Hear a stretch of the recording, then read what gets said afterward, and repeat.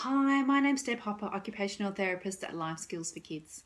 And today I'm talking to you about a topic which is very close to my heart and one which is making headlines, unfortunately, and it really breaks my heart. What I'm talking about is the issue of more and more incidences and examples of children being locked in schools. And the reasons why this is happening, I think it's a very complex issue, and I think we need to really look hard at this and try and try and figure out what's happening. So there's been three main incidences advertised in Australia. One was in Canberra around Easter time. One was in Victoria the other week, and the most recent one was in Hervey Bay in Queensland. So what is happening? Children are struggling with behaviour. Often they're on the autism spectrum. Often they have other diagnoses as well, perhaps oppositional defiance disorder. And teachers are using these rooms to contain or restrain children, and they're really struggling to manage their behaviour in class. So some rooms are being labelled as being cages, some are being described as rooms with one or two locks. So what is really happening? It's what I have coined the danger of the disconnect, and I think that in some schools that the disconnection has happened. And we really need to do something about this really, really quickly.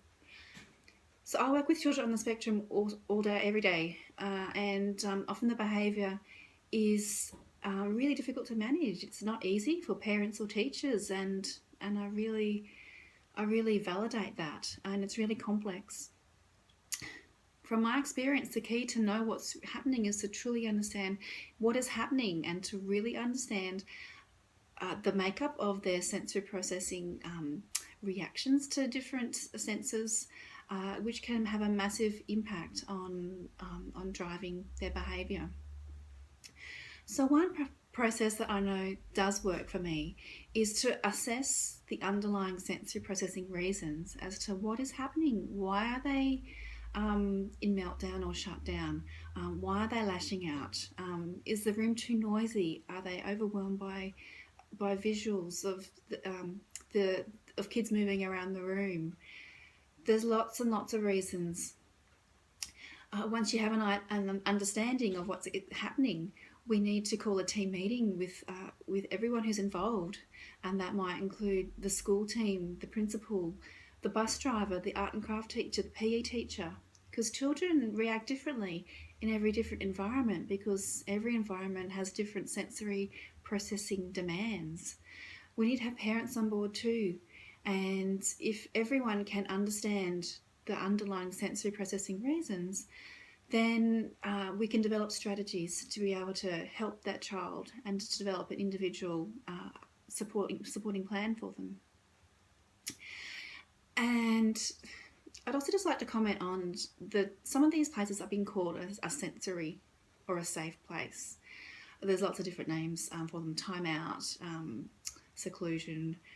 But if we really want to use these spaces as a sensory retreat, then we need to provide resources that are going to help that individual child. We can't just have a bare room with a pillow. We need to have sensory supports. We need to have beanbags or a tent or calming music, some dull dim lights, or visual oil toys, or some fidget toys. There's lots of different resources that I use and recommend every day that can really make a difference to helping children to be able to remain calm, to self-regulate.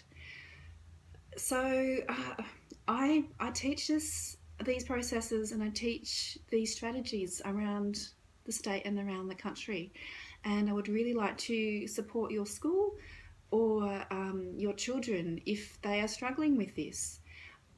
We really need to understand what assessments we use. We need to understand the strategies.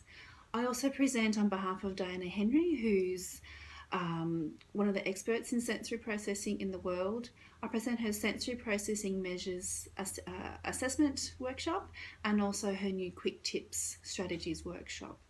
So between having a good understanding through assessment and through identifying strategies that will go across the home and the school environment, we can really help support these children, and also to support teachers with the knowledge, and support parents at home with knowledge about what can work for children.